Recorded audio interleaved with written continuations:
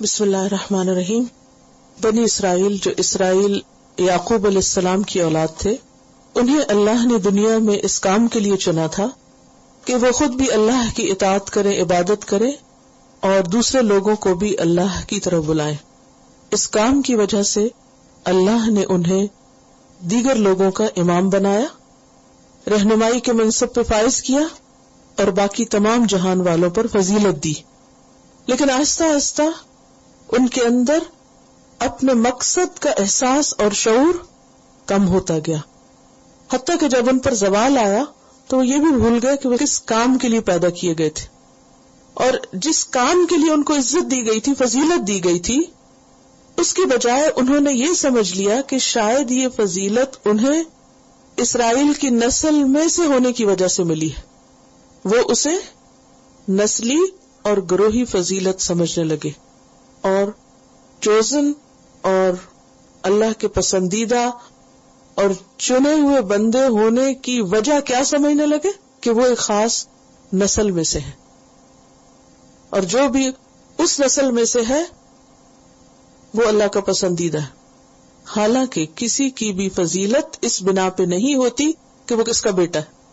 اس سے کوئی فرق نہیں پڑتا کہ کون کس کا بچہ ہے، جب تک کہ وہ کام نہ کرے جس کام سے اس کو عزت دی جانی چاہیے. اب ہوا یہ کہ اللہ سبحانہ وتعالی نے ان کے اس احساس کو توڑنے کے لیے آخری نبی کو ان کی نسل میں سے اٹھانے کی بجائے اسماعیل علیہ السلام کی نسل میں سے اٹھایا. اب اس کی پوری تاریخ یہاں پر بیان کی جا رہی ہے، اور یہاں سورۃ البقرہ کے آغاز میں تقریباً 10 رکوع تک، جہاں سے یا بنی اسرائیل کہہ کے بات شروع ہوئی تھی، مسلسل 10 رکوع تک انہیں ان کی تاریخ بتائی گئی، ان کو سمجھایا گیا، اللہ سے ڈرنے کو کہا گیا، بھولا ہوا سبق یاد دلایا گیا اور محمد صلی اللہ علیہ وسلم پر ایمان لانے کو کہا گیا. اور انہیں بار بار یہ سمجھایا جا رہا ہے کہ دیکھو اللہ سے ڈرو اور اپنی اصلاح کر لو، محمد صلی اللہ علیہ وسلم پر ایمان لے آؤ تاکہ تم قیامت کے دن کی رسوائی سے بچ سکو. لیکن ان ساری نصیحتوں کے باوجود بنی اسرائیل جس سرکشی اور تکبر اور جس اناد کا شکار ہوئے اور جس حسد کا شکار ہوئے، انہوں نے وہ کر کے نہ دیا جو اللہ سبحانہ وتعالیٰ نے ان سے چاہا. بہرحال یہاں پر کہا جا رہا ہے یا بنی اسرائیل، اے بنی اسرائیل، اذکروا نعمتی، یاد کرو میری نعمت کو. سب سے پہلی نعمت جو اللہ کسی بندے پر کرتا ہے وہ یہ ہے کہ اسے ایمان کی دولت عطا کرتا ہے. تو انہیں موسیٰ علیہ السلام جیسے پیغمبر دیے گئے اور انہوں نے آ کر ان کے ایمان کی تجدید کی، کیونکہ فرعون کے ظلم و ستم کا شکار ہو کر یہ بھی بھول گئے تھے کہ ہم کون ہیں اور ہمارا دین کیا ہے، اور ان کا ایمان نہ ہونے کے برابر رہ گیا تھا. پھر اللہ سبحانہ وتعالیٰ نے موسیٰ علیہ السلام کے ذریعے انہیں ان کے دشمن سے نجات دی. یہ بھی ایک بہت بڑی نعمت تھی، اور ان کی آنکھوں کے سامنے ان کے دشمن کو ہلاک کیا، جس کی تفصیلات پیچھے ہم پڑھ چکے ہیں.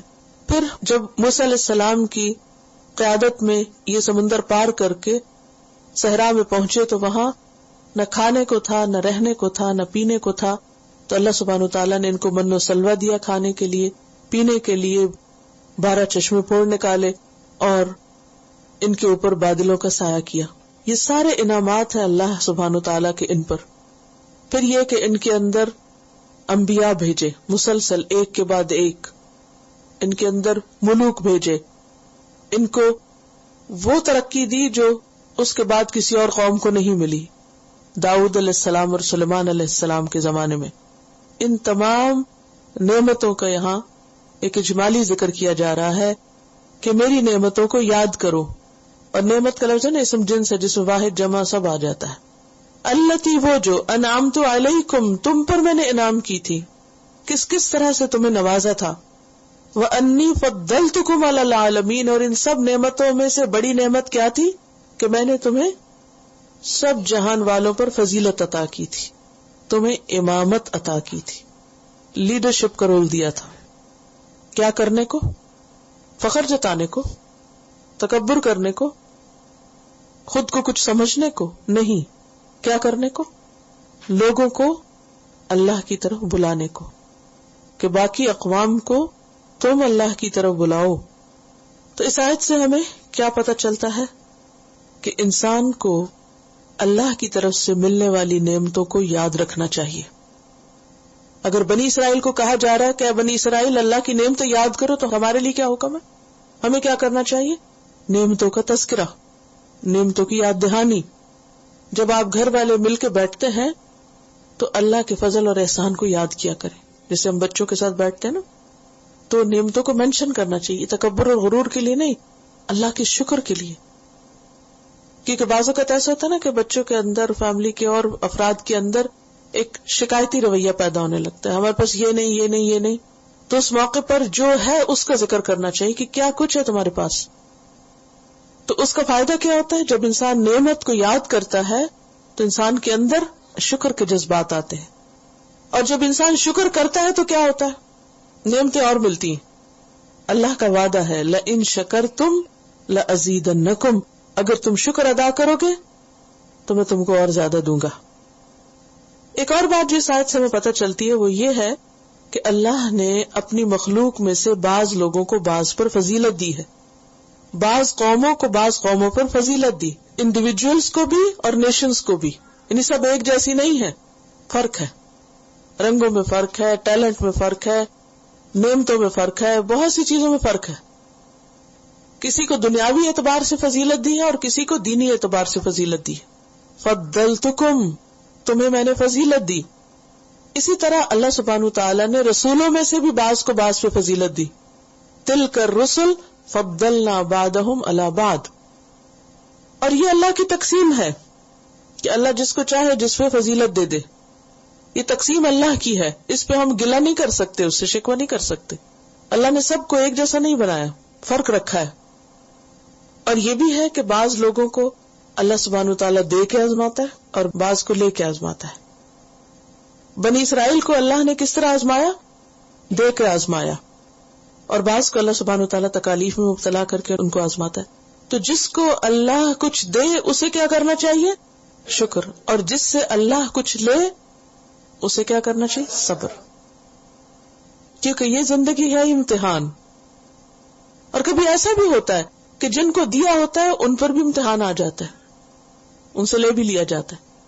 تو ہر انسان کی زندگی میں یہ لین دین چلتا رہتا ہے، کبھی اللہ دیتا ہے کبھی لیتا ہے. جب کچھ ملے تو شکر کریں، جب کچھ چلا جائے تو صبر کریں. یہی کامیابی کا راستہ ہے، اس کے بغیر کامیابی نہیں ہو سکتی. اور بات یہ ہے کہ نعمت پر جو جتنا زیادہ شکر گزار ہوگا اتنا ہی بڑا عبادت گزار ہوگا، اور تکلیف پر جو جتنا صبر کرے گا اتنا ہی بڑا اجر کمائے گا. لیکن عام طور پہ ہمارا رویہ کیا ہوتا ہے؟ نعمت ملتی ہے تو بھولتے جاتے ہیں، اور تکلیف آتی ہے تو بھولتے جاتے ہیں، اور اللہ سے ناراض ہوتے اور گلے شکوے کرنے لگتے ہیں. تو یہ رویہ درست نہیں. تو یہاں پر اللہ سبحانہ وتعالی بنی اسرائیل کو، اسرائیل علیہ السلام کے بچوں کو نصیحت کر رہے ہیں میری نعمتوں کو یاد کرو. تو ہمارے لیے کیا سبق ہے کہ ہم بھی اپنے بچوں کو، اپنی نسلوں کو، اپنے آس پاس کے لوگوں کو کیا یاد کرائیں؟ نعمتیں یاد کرائیں. اور پھر یہ ہے کہ ایک پازیٹیو ایٹیٹیوڈ ڈیولپ کریں، کیونکہ جب انسان مثبت سوچتا ہے تو اس کے اندر سے مثبت وائبز نکلتی ہیں، پازیٹیو وائبز ہوتی ہیں. جب آپ کے اندر ایک ہوتی ہے نا کہ آئی ہیو سم تھنگ، تو آپ کے اندر ایک کنٹینٹمنٹ پھر آتی ہے، پھر آپ کے اندر سے ایک مثبت رویہ جنم لیتا ہے. اور اگر گھر میں ماں ہی روتی رہے کہ یہ نہیں ہے اور شوہر کی شکایتیں کرتی رہے اور یہ نہیں لائے، وہ نہیں دیا، وہ نہیں کیا، وہ فلاں نے ایسا کر دیا، تو نتیجہ کیا ہوتا ہے کہ وہ ساری نعمتیں اور سارا ماحول اس میں بے برکتی پھیل جاتی ہے.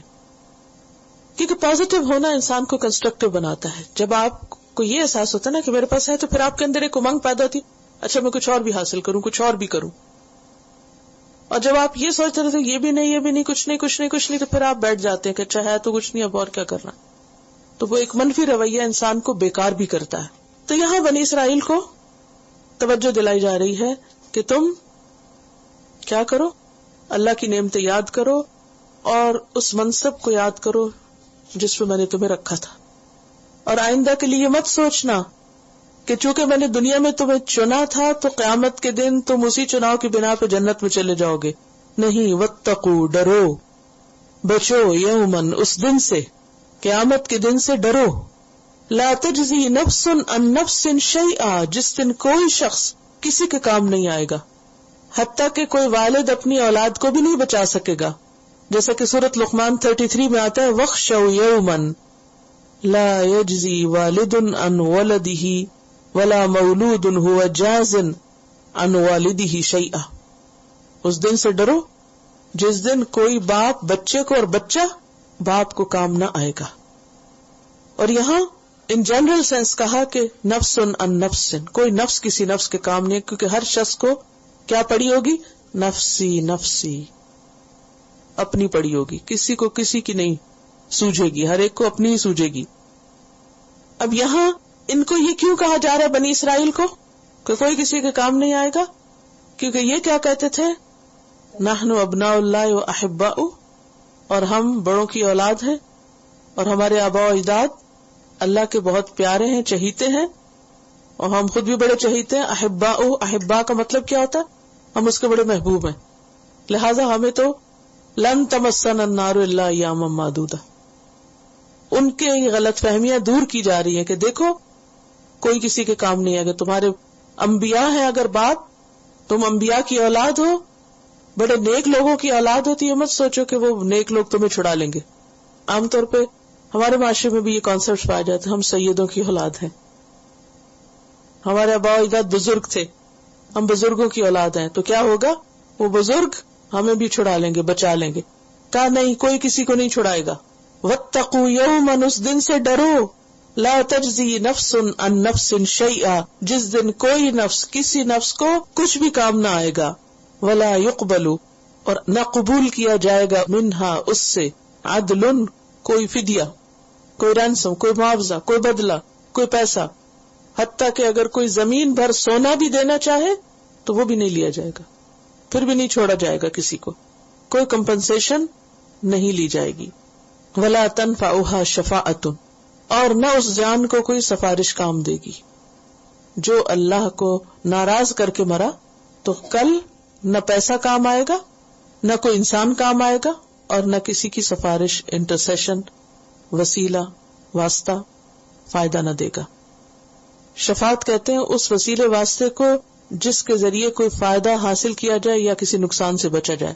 اس کا مطلب نہیں کہ شفاعت ہے ہی نہیں، قیامت کے دن شفاعت ہے. شفاعت دو طرح کی ہے، ایک ہے خاص شفاعت اور ایک ہے عام شفاعت. خاص شفاعت ہے شفاعت کبریٰ جس کو کہتے ہیں. یہ شفاعت عظمیٰ کون سی ہے؟ وہ شفاعت عظمیٰ کبریٰ جس کو بولتے ہیں، کچھ پتہ ہے؟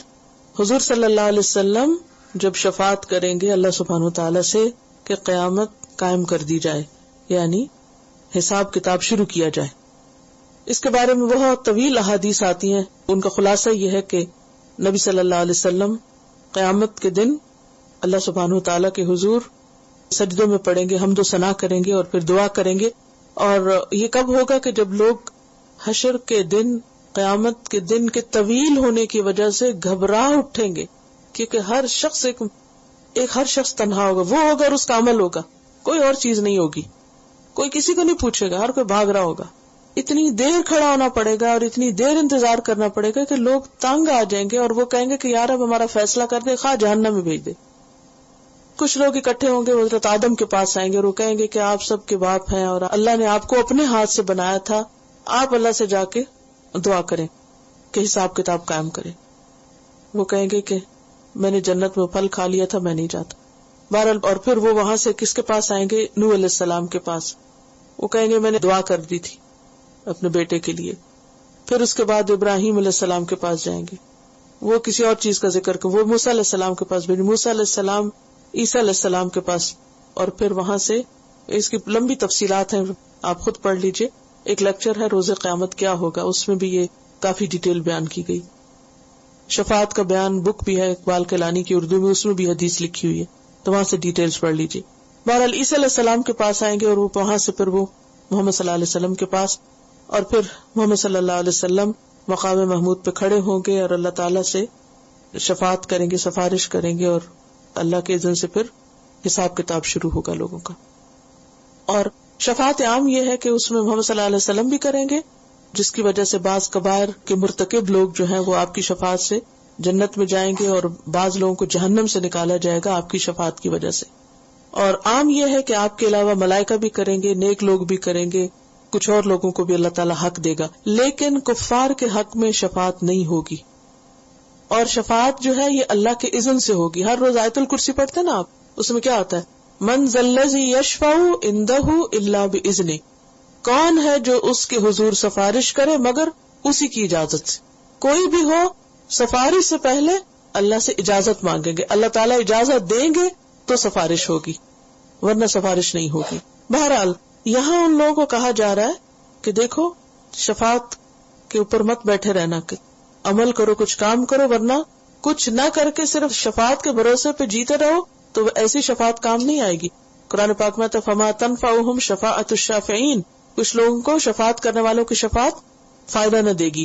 ولا هم ينصرون، اور نہ وہ مدد دیے جائیں گے کہ اللہ کے عذاب سے بچا لیے جائیں. تو اس آیت سے کیا پتہ چلتا ہے ہمیں؟ پہلی بات تو یہ کہ ہم سب کو قیامت کے دن سے ڈرنا چاہیے. اچھا ہمیں کیوں نہیں ڈر لگتا، ہم کیوں نہیں فکر کرتے آخرت کا؟ کیونکہ پتہ ہی نہیں زیادہ. تو اس لیے میں ریکمینڈ کروں گی کہ اگر آپ پڑھ نہیں سکتے کتابیں اور بہت وقت نہیں تو ایٹ لیسٹ ایک لیکچر یہ ضرور سن لیجئے کہ روز قیامت کیا ہوگا، کیسا ہے وہ دن ہے کیا کہ جس سے ڈرنا چاہیے. کیونکہ جب آپ کو پتہ چلے گا، اور وہ صرف صحیح احادیث کی روشنی میں، کوئی اور ادھر ادھر کی زیادہ باتیں نہیں کی گئی، احادیث ہی پڑھی ہوئی ہیں، تو جب پتہ چلتا ہے کہ وہ دن ہے کیسا تو پھر انسان کیا کرتا ہے؟ اس کی تیاری کرتا ہے، پھر اس سے ڈرتا بھی، پھر ڈر کے پھر دعائیں بھی کرتا ہے، پھر اپنے آپ کو درست بھی کرتا ہے. تو ایک بات تو یہ. دوسری بات یہ ہے کہ انسان کو خود کام کرنا چاہیے، خود محنت کرنی چاہیے، اور محض دوسرے انسانوں کے بھروسے پر اور کسی فدیے معاوضے کے بھروسے پر یا کسی سفارش کے بھروسے پر عمل کو چھوڑنا نہیں چاہیے، بلکہ اللہ سے ڈر کے کچھ نہ کچھ کام میں لگے رہنا چاہیے. اور خاص طور پر بنی اسرائیل کو یہاں کہا جا رہا ہے، اور اس کا یہ مطلب نہیں کہ بنی اسرائیل کے لیے ہی ہے اور بس. اللہ کا یہ کلام ہر دور کے لیے اور ہر ایک کے لیے ہے. ان کو تو ڈائریکٹ خطاب ہے. اور عقل مند کون ہوتا ہے؟ جو اشارے کو سمجھے، جو نصیحت کسی اور کو کی جا رہی ہے اور وہ اس سے عبرت پکڑے. عربی کا ایک محاورہ، السعید من وعظ بغیرہ، خوش قسمت وہ ہوتا ہے جو نصیحت پکڑ لے اس وقت جب کسی اور کو وہ نصیحت کی جا رہی، اس سے پہلے کہ اس کو وہ نصیحت کی جائے، وہ کسی اور کی نصیحت سے ہی سبق سیکھ جائے. یعنی کسی پہ اگر کوئی مصیبت آئی ہے تو اس سے عبرت پکڑ کے خود اس سے بچنے کی فکر کرے. یہ نہیں کہ جب سر پہ پڑ جائے تو پھر کہ اچھا اب کیا کروں. تو عقل مند کون ہے؟ جو دوسرے کو ہونے والی نصیحت سے سبق لے لے. اس کے بعد یہاں اب ابراہیم علیہ السلام کا واقعہ بیان کیا جا رہا ہے، کیونکہ اب بنی اسرائیل سے باقاعدہ منصب امامت اور قیادت لے کر انہیں معزول کر کے منتقل کیا جانا ہے کس کو؟ امت مسلمہ کو. تو یہاں سے اس تاریخ کا آغاز ہے، یعنی وہ تاریخ بتائی جا رہی ہے اور اس تاریخ کو مینشن کیا جا رہا ہے. وہ از یاد کرو وہ وقت ابتلا ابراہیم، جب ابراہیم علیہ السلام کو آزمایا تھا. اب آپ دیکھیں کہ بنی اسرائیل کو اللہ نے دے کر آزمایا تھا اور ابراہیم علیہ السلام کو کسی اور طرح سے آزمایا تھا، ان سے کچھ لے کے انہیں آزمایا تھا. ایک طرف پوری نیشن ہے اور دوسری طرف ایک شخص ہے. وہ نیشن، وہ قوم امتحان میں کامیاب نہیں ہوئی. دوسری طرف ابراہیم علیہ السلام کو دیکھیے، وَإِذِ ابْتَلَىٰ إِبْرَاهِيمَ رَبُّهُ، اور جب آزمایا تھا ابراہیم علیہ السلام کو اس کے رب نے. اس کے رب نے، رب وہ ہے جس نے پیدا کیا، جو اپنا ہے، جو سب کچھ دیتا ہے، اس کے باوجود امتحان بھی لیتا ہے. اور ابتلا کون سی آزمائش ہوتی ہے؟ جس میں سختی ہو، مشقت ہو. ورنہ تو مال اور نعمتیں بھی آزمائش ہے نا، مال و اولاد سب آزمائش ہے، لیکن اس میں سختی نہیں ہوتی اس طرح. یہ نعمتیں، اور یہاں کیا ہے؟ سختی ہے. ابراہیم علیہ السلام کی آزمائش کیا تھی؟ اس کا ذکر آتا ہے بکلمات، 7 چند کلمات کے، کچھ باتیں کہی تھی اللہ نے ان کو، کچھ احکامات دیے تھے ان کو. ان میں سے کچھ احکامات تو ان کی ذاتی زندگی سے متعلق تھے عمل کرنے کے، جن میں سے کچھ عبادات تھی جیسے نماز، روزہ، زکوٰۃ وغیرہ کا حکم، طہارت کا حکم. کچھ اور چھوٹی چھوٹی سنتیں تھیں جیسے کلی کرنا، ناک میں پانی ڈالنا، مسواک کرنا، اور جسم کے زائد بال صاف کرنا. پھر طواف اور مناسک حج کے جو احکامات تھے وہ اس میں آتے ہیں. پھر کچھ اخلاقی احکامات تھے، اور ان احکامات کی تعداد مفسرین نے تقریباً 33 بتائی ہے کہ ابراہیم علیہ السلام کو تقریباً 33 جو تھے وہ اعمال اور عبادات کی شکل کے احکامات دیے تھے، اور انہوں نے ان سب کو فلفل کیا.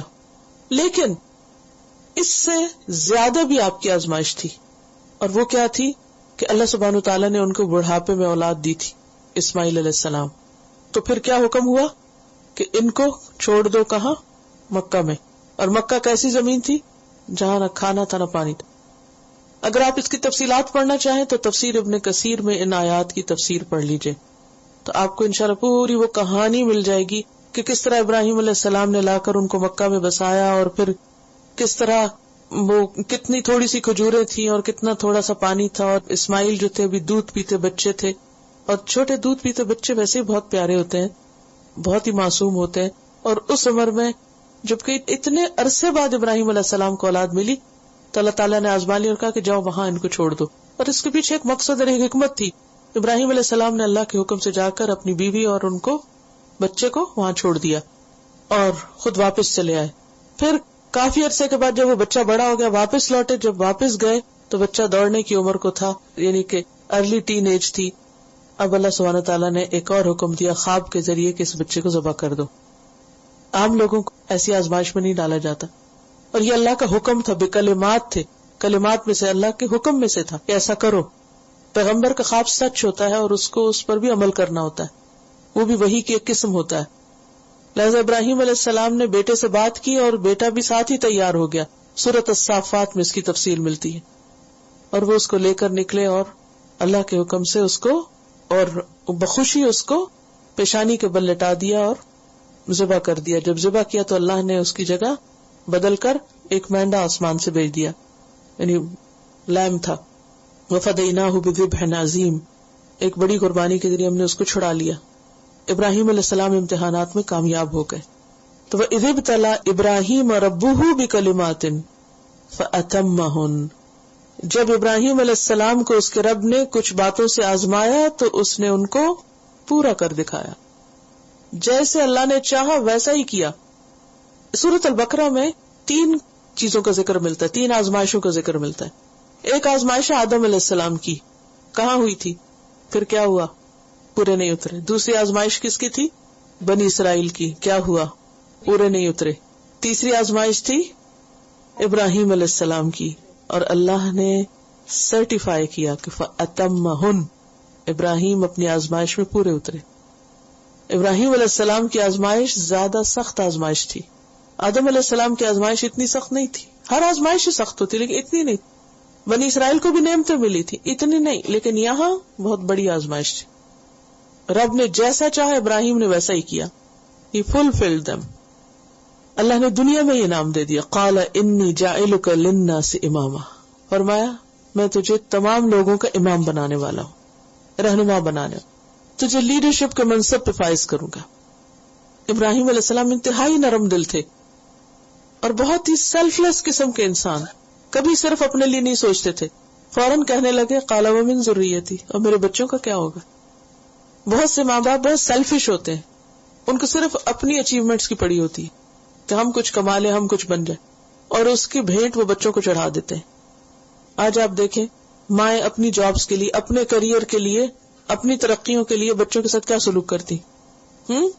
کوئی بول ہی نہیں رہا، کچھ پتا ہی نہیں ہے. جی ڈے کیئر سینٹرز، سارا دن وہ بچے ماں کی شکل دیکھنے کو ترس جاتے. دودھ پیتے بچے، چھوٹے چھوٹے بچے ماں کی نرم گرم گود سے محروم کر دیے جاتے ہیں. ٹھیک ہے بعض اوقات مجبوریاں بھی ہوتی ہیں، لیکن بعض اوقات صرف خود غرضی ہوتی ہے کہ ہم نے اتنا پڑھا ہے، اتنی محنت کی ہے، اور اب ہم ان بچوں کو پال کے اپنا وقت ضائع کریں. کیوں نہ ہم کام کریں، کچھ بنائیں، کچھ بنے، ہمارا بھی تو کوئی حق ہے. بہرحال یہ تو ایک الگ قصہ ہے. ابراہیم علیہ السلام جب اللہ نے حکم دیا بیٹا ذبح کر دو تو تیار ہو گئے، لیکن یہ آزمائش اس وقت اور بڑی سخت ہو جاتی ہے کہ جب اولاد کی محبت بھی شدید ہو اور اولاد کی خیرخواہی بھی ہو. اگر کسی عام انسان کے لیے جس کو بچوں کی پرواہ نہ ہو تو وہ تو ویسے ہی آپ نے کئی قصے سنے ہوں گے کہ لوگ بچوں کو کہیں جا کے، ابھی ریسنٹلی وہ آپ نے سنا ہوگا کہ جا کے مال میں چھوڑ دیا، کوئی جا کے مار دیتا، کوئی اوون میں پھینک دیتا، کوئی ڈمپ کر دیتا، کوئی قتل کر دیتا، کوئی ابارٹ کرا دیتا. یہ ظلم کی داستانیں ہم سنتے ہیں کیونکہ اپنی ذات کی پڑی ہے نا، آئندہ نسل کسی اور کی تو کوئی فکر نہیں.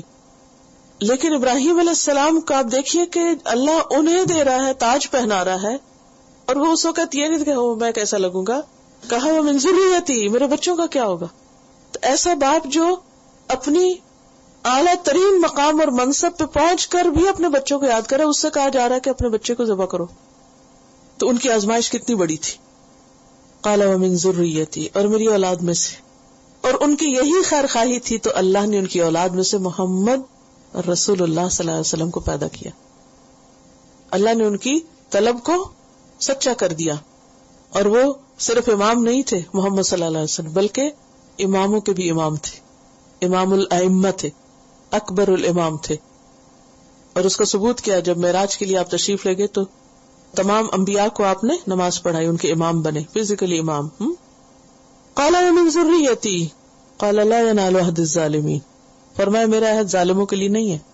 ظالموں کے ساتھ کوئی وعدہ نہیں. جو شرک کرے، یہاں ظلم شرک کے معنی، جو شرک کریں گے، کفر کریں گے، خواہ تمہارے ہی بچے کیوں نہ ہو، ان کے لیے کچھ نہیں.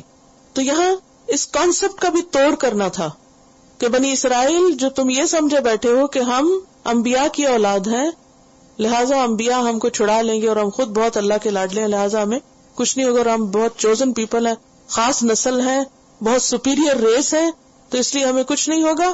یہ غلط بات ہے. جو غلط کرے گا اس کی پکڑ ہوگی، خواہ وہ کوئی بھی ہو. اللہ کا قانون ان سب چیزوں سے بالا ہے. تو اس آیت سے ہمیں کیا پتہ چلتا ہے؟ پہلی بات تو یہ کہ اللہ سبحانہ وتعالی رسول اللہ صلی اللہ علیہ وسلم کو حکم دے رہے ہیں کہ آپ ابراہیم علیہ السلام کی آزمائشوں کا یہاں ذکر کریں. اس کا کیا مطلب؟ وہ اذکر، یاد کرو اور لوگوں کو یاد کراؤ، اس تاریخ کو دہراؤ. کیوں؟ تاکہ ایک اچھی مثال سامنے آئے. اس میں ہمارے لیے بھی ایک سبق ہے، اور وہ کیا؟ ہمیں اپنے بچوں کو تاریخ کے بہترین واقعات سنانے چاہیے، اچھے لوگوں کی کہانیاں اور واقعات بتانے چاہیے. کیونکہ ہم نماز میں پڑھتے ہیں نا، اہدنا الصراط المستقیم، کہ اللہ ہمیں سیدھا راستہ دکھا، صراط مستقیم دکھا. کیا ہے صراط مستقیم؟ صراط الذین انعمت علیہم، ان لوگوں کا راستہ جن پر تو نے انعام کیا. ان میں سے آپ دیکھیے کہ ابراہیم علیہ السلام کون ہے؟ جن پر اللہ نے انعام کیا، انہیں امام بنایا. یہ نعمت تھی اب ان کے لیے. ان کے واقعات اور ان کے قصص اور ان کی زندگیاں ہمارے لیے اور ہمارے بچوں کے لیے، ہماری نسلوں کے لیے کیا ہے؟ بہترین نمونہ ہے. اور ابراہیم علیہ السلام کے نمونے کو تو خاص طور پر کیا کہا گیا کہ اس نمونے کی پیروی کی جائے. تو پہلی بات تو یہ کہ ایسے نمونوں کا ذکر کرنا چاہیے، اور اللہ نے قرآن میں ان کا ذکر کر دیا تاکہ صبر اور اطاعت کی مثال قائم ہو. سورۃ النحل 123 میں اللہ تعالیٰ فرماتے ثم اوحینا الیک ان اتبع ملت ابراہیم حنیفا وما کان من المشرکین، ہم نے آپ کی طرف وحی کی کہ آپ پیروی کریں ابراہیم کے طریقے کی جو یکسو تھے اور وہ مشرکین میں سے نہ تھے. دوسری بات یہاں سے ہمیں اس آیت سے پتہ چلتی کہ ابراہیم علیہ السلام اللہ کے بہت پسندیدہ بندوں میں سے تھے. ان کو اللہ نے اپنا دوست بھی کہا، ایک اور جگہ پر آتا ہے. ایک اور بات ہمارے سیکھنے کی اس میں یہ ہے کہ اللہ سبحانہ وتعالی جب کسی انسان کو تکلیفوں میں ڈالتا ہے تو اس کے پیچھے کوئی حکمت ہوتی. وہ ان تکلیفوں کے بعد اسے کچھ دینا چاہتا ہے، لہذا اسے چاہیے کہ ان تکلیفوں پر کیا کرے؟ صبر کرے، اور جو اللہ نے کہا ہے وہ کرتا چلا جائے، راضی برضا رہے. اور پھر یہ بات بھی پتہ چلتی ہے امامت یا لیڈرشپ، حقیقی لیڈرشپ اسی کی ہوتی ہے. وہی لیڈر اصل لیڈر ہوتا ہے جو مشقتوں سے نکل کے لیڈر بنے، جو تجربوں کے بعد لیڈر بنے. صرف کسی ڈگری کی بنا پر یا کسی ایجوکیشن کی بنا پر اگر کسی کو لیڈر بنا دیا جائے تو وہ اس کا اہل نہیں ہوتا. جو کچھ تجربے انسان کو سکھاتے ہیں اور اس کے بعد جو لیڈرشپ ہوتی ہے وہ حقیقی معنوں میں دوسروں کے لیے رہنمائی کا ذریعہ ہوتی ہے. یہ بات بھی ہمارے سیکھنے کی ہے کہ انسان جب خیر و بھلائی چاہے تو صرف اپنے لیے نہ چاہے بلکہ اپنے ساتھ ساتھ اپنی اولاد کے لیے بھی. اور اس کے لیے ہمیں دعائیں بھی سکھائے گی نا، ربنا ہب لنا من ازواجنا وذریاتنا قرۃ اعین. اور اولاد کی شفقت اور محبت اگرچہ فطری ہے، لیکن جن کے دلوں میں اللہ کا ڈر ہوتا ہے وہ آخرت کے خوف سے اور زیادہ ان کے لیے فکر مند ہوتے ہیں. اور پھر یہ بھی ہے کہ یہاں پر ابراہیم علیہ السلام جو اپنی اولاد کے لیے امامت مانگ رہے ہیں وہ کوئی دنیا کی چیزیں نہیں مانگ رہے. وہ کیا چاہ رہے ہیں کہ میری اولاد بھی دین کی رہنما ہو. اور ایسا مانگنا کچھ برا نہیں، اس کو کوئی برائی نہیں، ایسا مانگا جا سکتا ہے. موسیٰ علیہ السلام نے کیا دعا کی تھی کہ یا رب میرے بھائی ہارون کو میرے کام میں شریک کر دے. جب اللہ سبحانہ تعالیٰ نے ان کو نبی بنایا، ان کو منتخب کیا، انہوں نے چنا، تو انہوں نے فوراً کہا کہ ہارون کو بھی ساتھ ملا دیں. آپ دیکھیے کہ انبیاء علیہ السلام واقعی اللہ کے ایسے عظیم بندے ہوتے ہیں کہ اللہ نے ان کی ان خوبیوں کی وجہ سے ان کو چنا کہ ان کے اندر ذات کی محبت نہیں ہوتی. اپنی ذات کی محبت، اپنی ذات کی محبت انسان کی کمزوریوں میں سے بہت بڑی کمزوری ہے، اور اس سے چھٹکارا پانا بہت مشکل ہے. اور خاص طور پر ایسے ماحول اور معاشرے میں جہاں سکھایا یہ جاتا ہو کہ تم بہت اہم ہو، تم ہی سب کچھ، نہ تمہارے ماں باپ کچھ ہے اور نہ کوئی اور کوئی. آئی، می اینڈ مائی سیلف، می. لیکن اللہ کے مقرب بندے صرف اپنی ذات کا نہیں سوچتے، وہ صرف اپنے لیے نہیں جیتے، وہ خود غرض نہیں ہوتے، وہ دوسروں کے لیے جیتے. اور آغاز کہاں سے کرنا چاہیے؟ گھر سے کرنا چاہیے.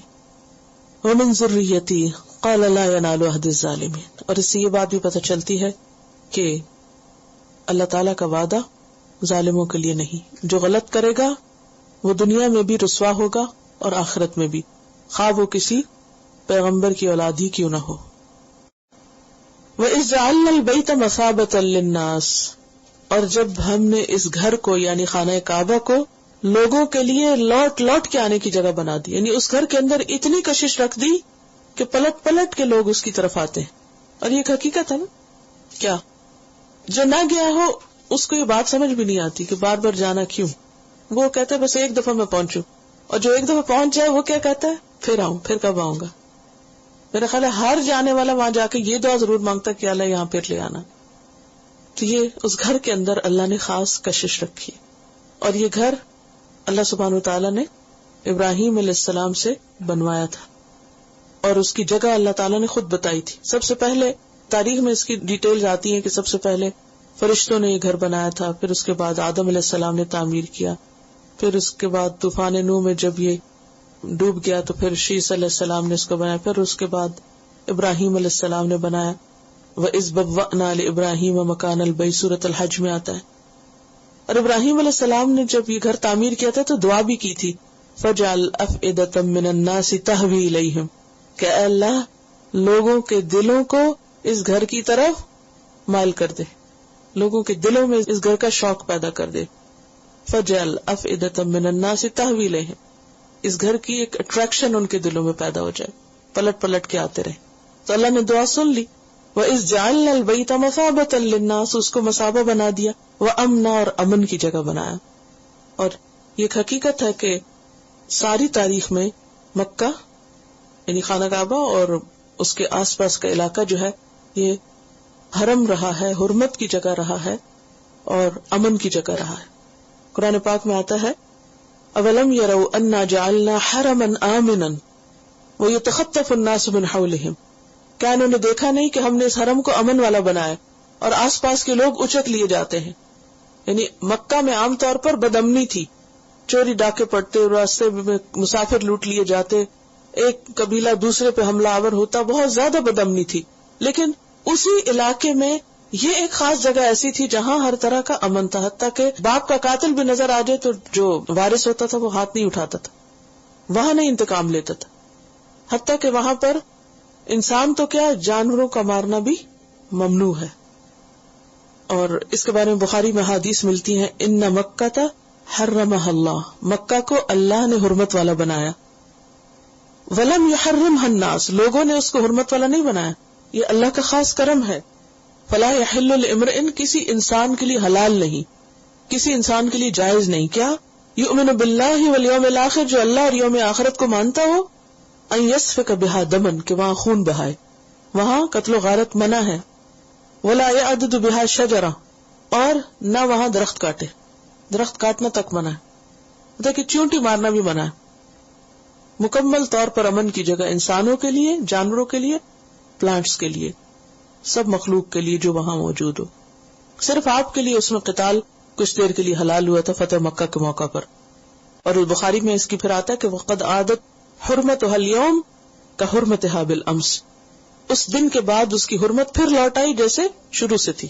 مکہ کی اہمیت اور اس کی حرمت اور اس کے اندر کا امن، امان اور اس کی خاص خصوصیات کا ذکر ہے، اور یہ اللہ نے اس میں رکھی، کسی انسان کی طرف سے نہیں ہے. یہ انسان تو کسی خاص علاقے کو اگر یہ ڈکلیئر کر بھی دیں کہ یہ سیکیور سٹی ہے تو کوئی گارنٹی دے سکتا ہے وہ سیکیور سٹی نہیں.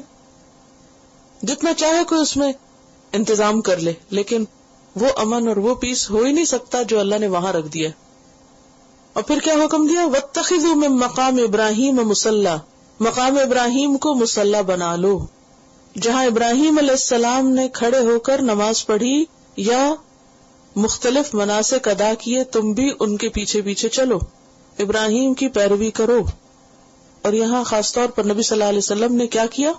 طواف کرنے کے بعد 2 رکعتیں پڑھی. اور اگر اس پتھر کے پاس پڑھنی مشکل ہو تو مسجد میں کسی بھی جگہ پڑھی جا سکتی ہے. تو طواف کا حصہ بنا دیا گیا کس کو؟ اس نماز کو. اور وہ حرم کے اندر ہی پڑھنی ہوگی، باہر نہیں. واتخذوا من مقام ابراہیم مصلی، مقام ابراہیم کو مصلی بنا لو. تو مقام ابراہیم کون ہے؟ ایک تو وہ پتھر، اور دوسرا کیا میں نے عام معنی بتایا اس کا؟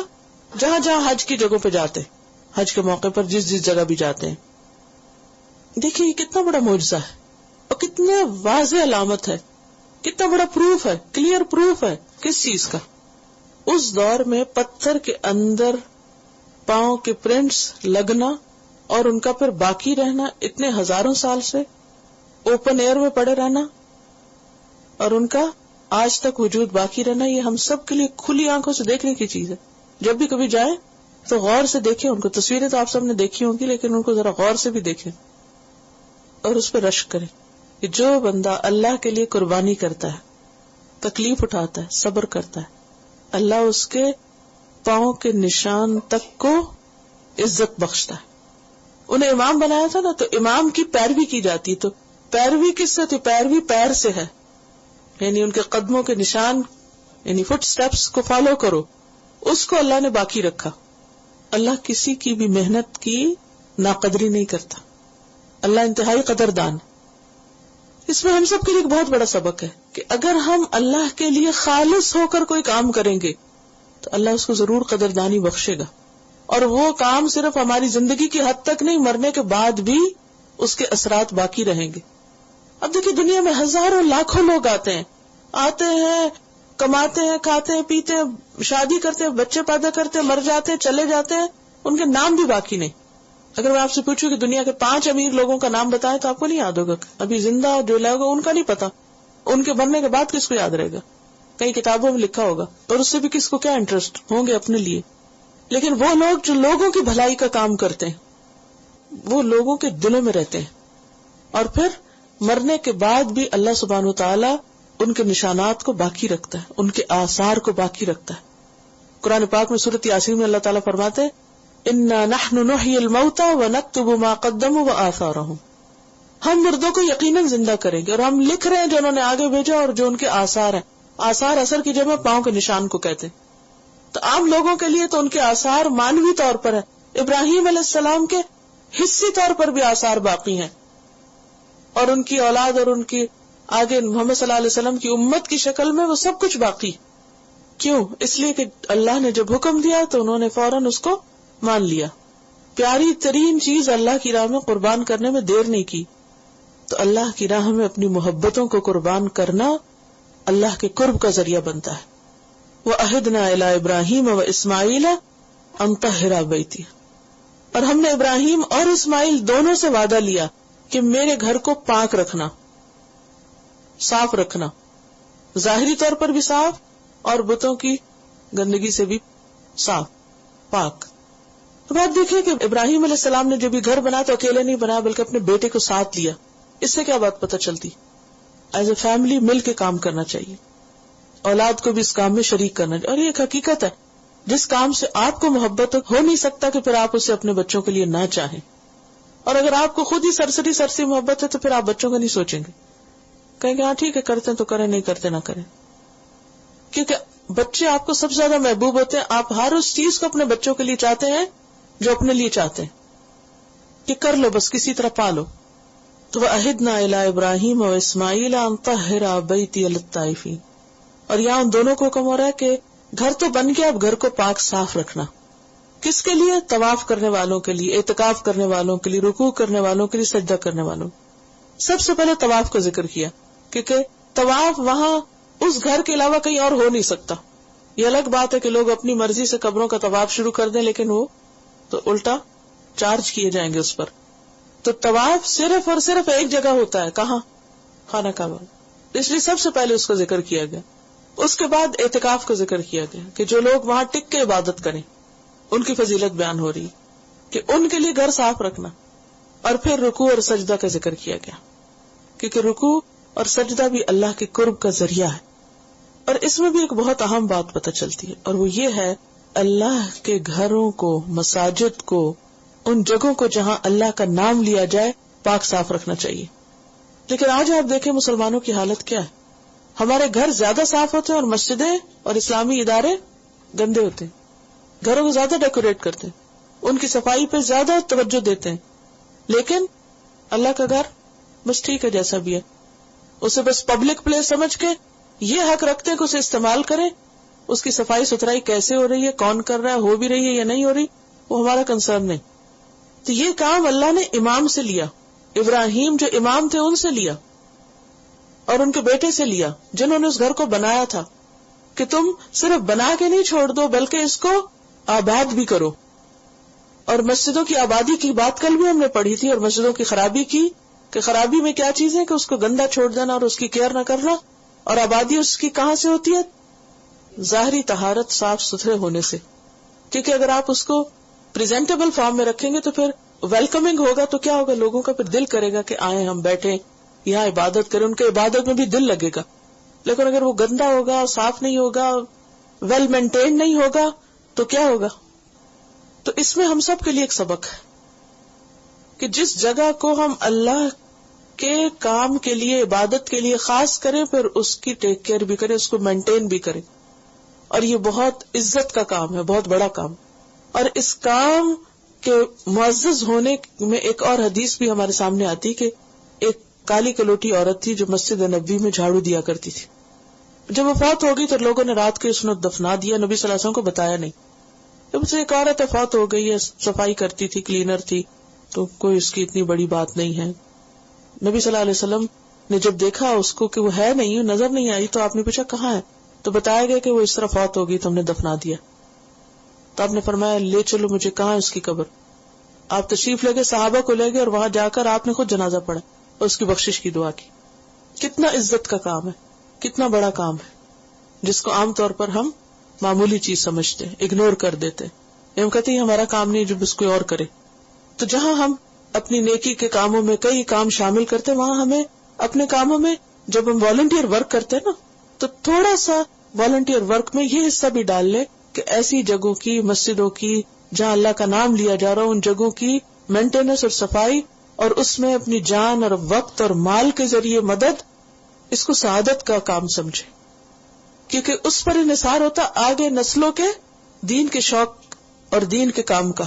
اینی ہاؤ, تو اللہ سبحانہ و تعالیٰ نے ابراہیم کو امام بنانے کے بعد کیا بنوایا, ان سے گھر بنوایا, اور پھر اس گھر کو مینٹین رکھنے کے لیے کہا. اس سے ہمیں اور کیا سبق ملتا ہے؟ اب آپ مجھے کوئی سبق سکھائیں گی. بچوں کو شامل کرنا, اور کیا, حج اور عمرہ کرنا چاہیے. اور ابراہیم علیہ السلام امام تھے, لیکن اس کے ساتھ ساتھ اس گھر کو بھی مینٹین رکھ رہے تھے. بعض اوقات ہم یہ سوچتے ہیں ہم صرف لیڈر ہیں اور ہمارا کام کرسی پہ بیٹھنا ہے, باقی چیزیں خود ہی ہو. آزمائشوں کے وقت صبر کرنا چاہیے. اور ایک اور بات یہ ہے کہ عبادت کے لیے کوئی نہ کوئی مرکز ہونا چاہیے, جگہ ہونی چاہیے, اور اس جگہ کی حفاظت ہونی چاہیے, اس کو آباد کرنا چاہیے. اور آباد کیسے ہوتی ہے جگہ؟ لوگوں کے آنے جانے سے, مل کے. اب آپ یہاں دیکھیے, طائفین مل کے طواف ہے نا, جمع ہے. عاکفین مل کے اعتکاف, رکع راکے کی جمع, مل کے رکوع, سجود مل کے سجدہ, اکٹھے کام کرنا. پھر ہے وَإِذْ قَالَ ابراہیم, اور جب ابراہیم علیہ السلام نے کہا. اور یہاں بھی اذ آیا ہے, آپ یاد کرو, آپ مینشن کرو, اور آپ لوگوں تک یہ بات پہنچا دو جو ابراہیم باتیں کر رہے تھے اپنے رب سے.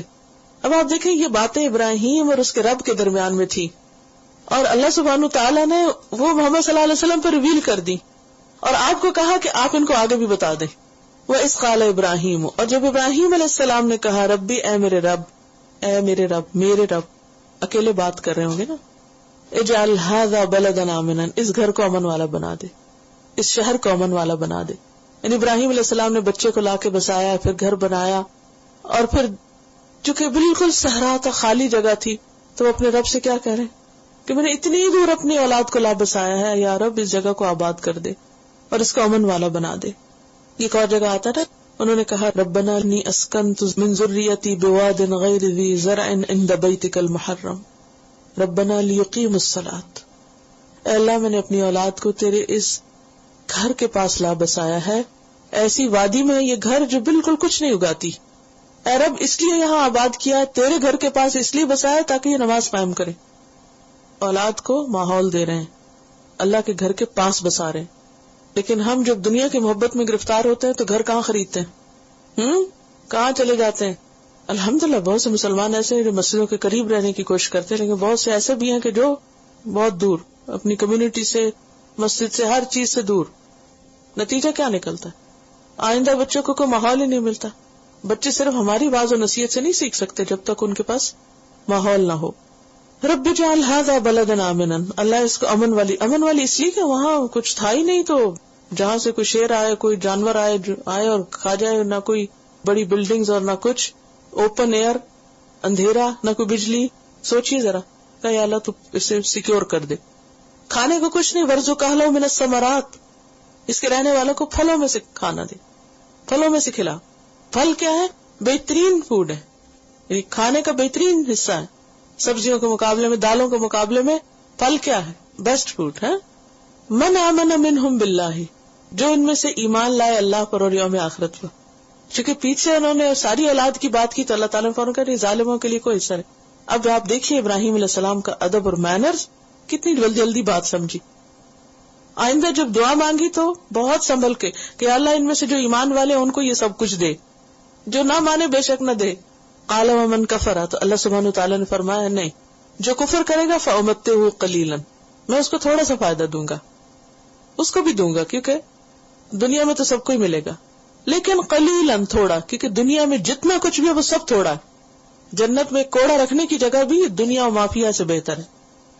ثم اضطرہ الی عذاب النار، پھر میں اسے آگ کے عذاب کی طرف دھکیل دوں گا. پش کرنا، اضطرہ. قرآن پاک کی ایک اور آیت میں آتا ہے یوم یدعون الی نار جہنم دعا، جس دن انہیں جہنم کی آگ میں دھکے مار کے گرایا جائے. اب دیکھیے کہ کبھی کوئی آپ کو پش کرے، پیچھے سے دھکا دے تو کیسے لگتا ہے. کیونکہ جہنم ایسی چیز ہے نا، کوئی جانا نہیں چاہے گا، اور پکڑ کے رکھے کہ ہم نہ جائیں تو انہیں مجبور کر کے دھکا مار کے گرا دیا جائے گا. وبئس المصیر، اور بہت ہی بدترین ٹھکانہ ہے، بدترین جگہ ہے. تو اس آیت سے بھی کئی باتیں ہمیں پتہ چلتی ہیں، اور وہ یہ کہ انسان کو اللہ سبحانہ وتعالیٰ سے دنیا اور آخرت دونوں بھلائیاں مانگنی چاہیے. یہاں ابراہیم علیہ السلام پیورلی دنیا کی بھلائیاں مانگ رہے ہیں، دو چیزیں مانگ رہے ہیں. کون سی؟ امن اور بہترین رزق، سیکیورٹی اور بیسٹ فوڈ. اس میں کوئی حرج نہیں. بعض لوگ زہد کس کو سمجھتے ہیں اور دینداری کس کو سمجھتے ہیں؟ نہ کچھ کھاؤ نہ پیو. قرآن پاک میں اللہ تعالیٰ فرماتے ہیں قل من حرم زینت اللہ التی اخرج لعبادہ والطیبات من الرزق، کہہ دیجئے کس نے حرام کی اللہ کی زینت جو اس نے اپنے بندوں کے لیے نکالی اور رزق میں سے بہترین چیزیں حرام نہیں ہے. قل ہی للذین آمنوا فی الحیات الدنیا، کہہ دیجئے یہ ایمان والوں کے لیے دنیا کی زندگی میں بھی، خالصۃ یوم القیامہ، قیامت کے دن خالص ایمان والوں کے لیے ہوں گی. سورۃ اعراف 32. سورۃ المائدہ 93 میں آتا لیس علی الذین آمنوا وعملوا الصالحات جناح فیما طعموا اذا ما اتقوا وآمنوا وعملوا الصالحات. ایمان لا کر اچھے کام کرنے والوں پہ کوئی گناہ نہیں ہے اگر اس میں سے کچھ کھائیں پیئیں، جب تک کہ وہ ڈرتے رہیں اور ایمان لا کر اچھے کام کرتے رہیں. ثم اتقوا، پھر ڈریں، وآمنوا، اور ایمان ہے، ثم اتقوا واحسنوا، پھر تقوی اختیار کریں اور احسان کریں. واللہ یحب المحسنین. اس سے کیا پتہ چلتا ہے کہ ایک طرف انسان کے اندر ایمان، تقوی اور احسان ہونا چاہیے، اور دوسری طرف دنیا کی نعمتوں سے اور اچھی نعمتوں سے فائدہ اٹھانے میں حرج نہیں ہے، ان سے فائدہ اٹھانا چاہیے. یعنی کھانا پینا برا نہیں ہے جب تک انسان اللہ کی عبادت اور اطاعت کرتا رہے. دوسری بات یہ پتہ چلتی ہے کہ دنیا کے فائدے تھوڑے ہیں، اور دنیا مومن کے علاوہ کافر منافق کو بھی ملتی ہے. سورۃ بنی اسرائیل میں آتا ہے کلن نمد ہؤلاء وہؤلاء، ہم ان کو بھی فائدہ دیتے ان کو بھی دیتے ہیں، من عطاء ربک، تیرے رب کی عطا میں سے، وما کان عطاء ربک محظورا، اور تیرے رب کی عطا جو وہ روکی بھی نہیں ہے، سب کے لیے ہے دنیا میں. بخاری میں آتا ہے اللہ سے بڑھ کر کوئی صبر کرنے والا نہیں، کہ اللہ لوگوں سے اذیت والی باتیں سنتا ہے جو وہ اس کے لیے اولاد قرار دیتے ہیں، اس کے لیے شریک بناتے ہیں، اور وہ اس کے باوجود ان کو رزق اور عافیت دیتا رہتا ہے. یعنی اللہ تعالیٰ ہر ایک کو دنیا میں دیتا ہے. اور یہ یاد رکھنا چاہیے کہ انسان دنیا میں کھو کر نہ رہ جائے، دنیا کی خاطر اپنی آخرت داؤ پہ نہ لگائے، کیونکہ آخرت کا عذاب بہت سخت عذاب ہے. وَإِذْ يَرْفَعُ إِبْرَاهِيمُ الْقَوَاعِدَ مِنَ الْبَيْتِ وَإِسْمَاعِيلُ، اور جب اٹھا رہے تھے ابراہیم گھر کی بنیادیں، اور اسماعیل بھی ساتھ لگے ہوئے تھے، باپ بیٹا دونوں مل کر گھر کی تعمیر کر رہے تھے، اکٹھے کام کر رہے تھے. اور ساتھ کیا کہہ رہے تھے؟ ربنا تقبل منا، اے ہمارے رب تو ہم سے قبول کر لے. اللہ کا گھر بنا رہے ہیں، سب سے عمدہ تعمیر، سب سے بڑا کام، لیکن اس کے باوجود کوئی تکبر نہیں، کسی اپنی نیکی پر کوئی مان نہیں، ڈرتے ہوئے بنا رہے ہیں، اور اس فکر کے ساتھ کہ یا رب تو اس کو قبول کر لے. انک انت السمیع العلیم، اور تجھی سے دعا مانگیں گے کیونکہ تو ہی سمیع اور علیم ہے، سننے والا ہے، جاننے والا ہے. تو اس آیت سے بھی ہمیں بہت سی باتیں پتہ چلتی. نمبر 1، ابراہیم اور اسماعیل علیہ السلام کی فضیلت، ان کی عاجزی، اور پھر یہ کہ کسی کا مقام اور مرتبہ کتنا بھی بڑا کیوں نہ ہو وہ اللہ ہی کا محتاج ہے. اور یہاں ابراہیم اور اسماعیل اپنے کارناموں کا ذکر نہیں کر رہے کہ یا رب دیکھ تو ہم نے تیرے لیے کیسا گھر بنایا، بلکہ کیا کہہ رہے ہیں؟ تقبل، اللہ قبول کر لے. تو ہم سب کے لیے ایک بہت بڑا سبق ہے اس آیت میں کہ ہم کوئی بھی کام کریں، نمبر 1 اس پہ شیخی نہ بگاڑیں، نمبر 2 اس کا بار بار تذکرہ نہ کریں ہم نے یہ بھی کیا اور ہم نے وہ بھی کیا، نمبر 3 اعمال کی قبولیت کی فکر کریں، کیونکہ بہت سے لوگ ایسے ہیں جو نیک کام کرتے ہیں لیکن انہیں حاصل کچھ بھی نہیں ہوتا. عاملۃ ناصبہ، ایک حدیث میں آتا ہے کہ رب صائم، کتنے ہی روزہ دار ایسے ہیں، حظہ من صیامہ الجوع والظمأ، جن کو اپنے روزے کا حصہ سوائے بھوک اور پیاس کے اور کچھ نہیں ملتا. کتنے ہی روزہ دار ایسے ہیں کہ جن کو روزے سے سوائے بھوک پیاس کے اور کچھ بھی نہیں ملتا. کیوں نہیں ملتا بھوک پیاس کے سوا؟ کوئی اجر نہیں، کوئی ثواب نہیں، کوئی تقوی نہیں، کچھ حاصل نہیں ہوتا، کیونکہ وہ دکھاوے کا ہوتا ہے یا اس کے تقاضے پورے نہیں ہوتے. ورب قائم، اور کتنے ہی راتوں کو قیام کرنے والے، تہجد پڑھنے والے، حظہ من قیامہ السحر، جن کو اپنے قیام سے سوائے رات جگہ کے کچھ نہیں ملتا، تو صرف جاگتے ہیں، بس شب بیداری ہوتی ہے اور کچھ نہیں حاصل ہوتا. تو سب سے پہلے تو اللہ سے توفیق مانگنی چاہیے، جب توفیق ہو جائے نیکی کی تو اس کے اوپر بھولنا نہیں چاہیے، اور پھر جب کچھ کر بیٹھے تو قبولیت کی دعا بھی مانگنی چاہیے، صرف فکر ہی نہیں ہونی چاہیے، دعا بھی مانگنی چاہیے. وہ دعا مانگ رہے ہیں اور پھر اللہ کے 2 صفات کا واسطہ دے رہے ہیں، کیا؟ کہ تو سمیع علیم ہے. ربنا، اے ہمارے رب، وجعلنا مسلمین لک، ہمیں مسلمان بنا دے اپنے لیے. وہ ہے پہلے سے ہی، پھر کیوں مانگ رہے؟ مزید فرما برداری مانگ رہے ہیں. کتنی عاجزی اور کتنی ہمبلنس ہے. اس بات سے ڈر رہے ہیں کہ کہیں ایسا نہ ہو کہ یہ سب کچھ کرنے کے بعد آخرت اور انجام اچھا نہ ہو، کیونکہ ایمان جو ہے نا وہ کوئی ایک جگہ جامد چیز نہیں ہے کہ ایک دفعہ آپ کے اندر آ گیا اور بس آپ بے فکر ہو جائیں کہ بس اس کے بعد کچھ نہیں ہوگا، اور آپ نے ایک دفعہ اچھا کام کر لیا تو اب ہمیشہ کے لیے کافی ہو گیا. وہاں ایک دفعہ ہم نے حج کرا تھا، وہ کافی نہیں، بلکہ اچھا کام کرنے کے بعد پھر بھی دعا مانگتے رہے، ربنا وجعلنا مسلمین لک، اللہ تو ہمیں اپنا فرما بردار بنا لے، ومن ذریتنا، اور ہماری اولاد میں سے بھی امت مسلمۃ لک، ایک پوری امت اٹھا جو تیری فرما بردار ہو. آپ دیکھیے ابراہیم علیہ السلام ہر دعا میں اپنی اولاد کو بیچ میں شامل رکھتے ہیں.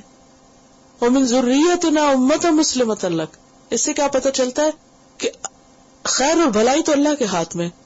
ہم تھوڑا کیوں مانگے، ہم زیادہ مانگے. ابراہیم علیہ السلام پوری امت مانگ رہے ہیں کہ اللہ آباد کر دے پوری، یہاں تو ڈھیر لوگ پیدا کر دے اور ایک پوری امت اٹھا دے. اچھا، ہمارے ذہن میں نہ تو کوئی وسعت ہے، نہ ہی ہم کوئی زیادہ مانگتے، ہم کو تو آج اور کل کی بس فکر ہے. ہم سوچتے جس طرح ہماری کوششیں چھوٹی ہیں یا ہمارے پاس کچھ نہیں تو اللہ کے پاس بھی پتہ نہیں اتنا ہی ہوگا.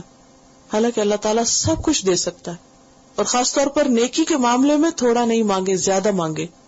وَأَرِنَا مَنَاسِكَنَا، اور کتنے ہمبل ہیں کہ اللہ ہم کو وہ جگہ بتا دے، جو کرنا وہ سب سکھا دے. ہمیں علم کی ضرورت ہے.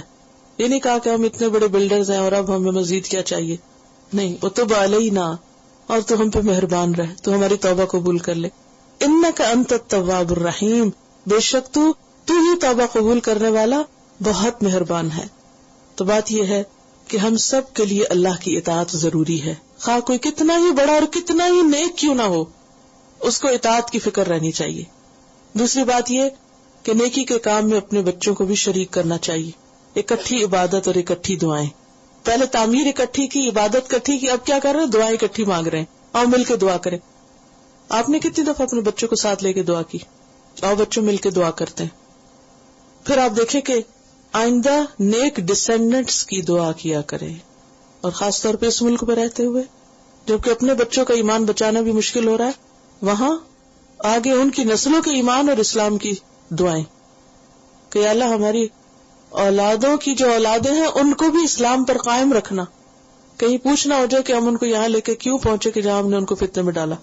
پھر یہ ہے کہ علم کی دعا، ارنا مناسکنا، اللہ مجھے سکھا دے، مجھے بتا دے، مجھے راہ دکھا، کیونکہ بعض اوقات ہمیں نہیں پتا ہوتا ہمیں کیا کرنا چاہیے، کون سا کام کیسے، تو اس میں جاہل بیٹھ رہنے پر نہیں قناعت کرے کہ اچھا پتا ہوتا تو کر لیتے، اب تو پتہ ہی نہیں تو اچھا نہیں پتا۔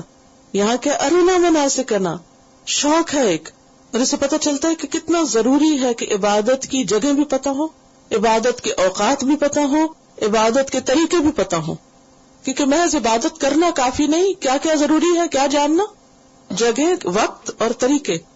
اور پھر یہ کہ آپ کتنی نیکیاں کر لیں، توبہ کی ضرورت ہے، ٹھیک ہے۔